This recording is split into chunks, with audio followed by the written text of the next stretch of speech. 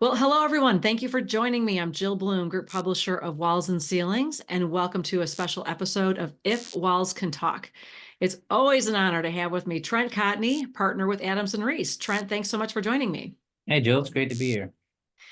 Well, before we went on, there's some really cool things you have going on at Adams and Reese that is so helpful especially when it comes to OSHA. I mean, Mhm. I was talking to a friend of mine today who OSHA showed up on the job site, and it just is one of those things, right? There's a little bit of stress, things stop, you got to figure out what they need, everything else. But so what does everybody need to know? What's happening at Adams and Reese you're putting together to make things easier? Yeah, so what we do is from the risk mitigation standpoint. Obviously, there are safety professionals out there and consultants that can assist in making sure that your job site is safe. But what we're trying to do is make sure that you understand the process of when OSHA comes out. Well, obviously, you tell the truth. Obviously, you cooperate, but what we want to make sure that you're doing is asserting your rights because OSHA won't necessarily tell you what your rights are. So part of what we do, Jill, is we look to create a standard operating procedure of what to do when OSHA shows up at a job site, and it's very detailed, and it goes to everything from make sure you're contacting the office, make sure that a representative that's knowledgeable comes out, make sure that you're taking photographs and doing things that you need to preserve evidence, all that kind of stuff. But one of the key things that we've seen, Jill, is the superintendents, the supervisor, the foreman, whoever's in charge of that job site when OSHA comes out, they often make critical mistakes. They often, sit down for interviews or start giving out information, and they don't understand that they can assert rights like the right to counsel, right? Any supervisor out there does not have to talk to OSHA without, a member of management and management's counsel present.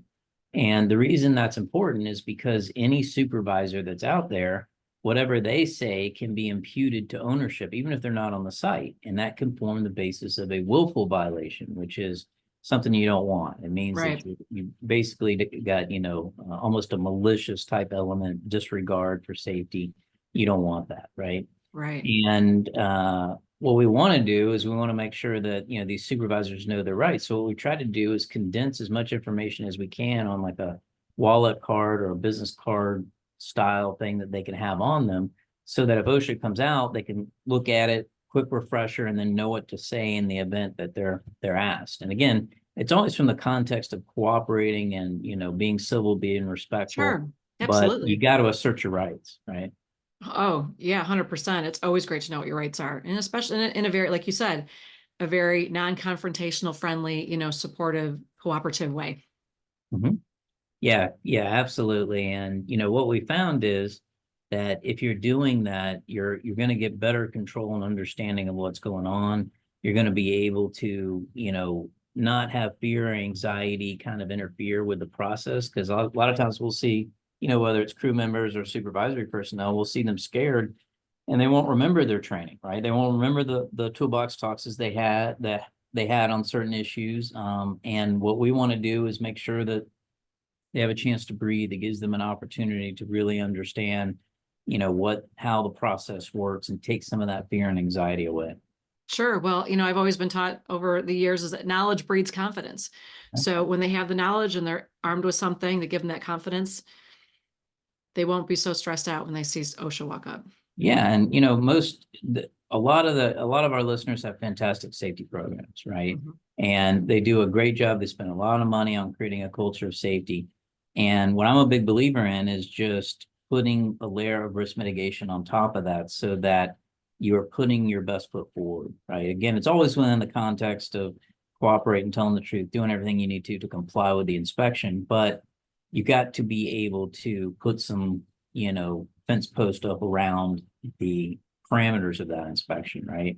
You got Yeah. to be able to push back when the authority may exceed the scope of whatever they're out there for. A great example, Jill, is one of the first things I say is when OSHA comes to a job site, they've got to show you their credentials, right? They got to show you why they're there, and then they have to tell you why they are there. And it's very important that you ask, if they don't tell you, you specify, why did you come out to this job site? Because whatever they say during that answer, puts them in a box. That is the scope of their inspection. So if they say, look, I'm out here because I saw four guys on a roof without fall protection, That does not mean that they can start going through your trailers and through your trucks and look in the interior of the building. That has nothing to do with four guys on a roof without fall protection. Now, if stuff's in plain sight, clearly it's something they can look at, but other than that, they are confined to that reason why they're out there. There's exceptions, like if there's a fatality, but generally speaking, that's the case. So what do you say if all of a sudden he says, wait, what's in the truck? And he wants to inspect your truck. How do you Mhm. say no? Right. Politely. The way that I respond, the way that I like, supervisors to respond is I like to say, look, my understanding is the reason you are here based on what you stated is that you were driving by and you saw four guys on a roof without fall protection. I am, my understanding is that is the scope of your investigation. And I'm not going to allow you to have access to these other points. Here, happy to give you information related to our council. You can contact them. Happy to revisit it. But right now, I'm asserting my rights because my understanding is this is the reason you are here.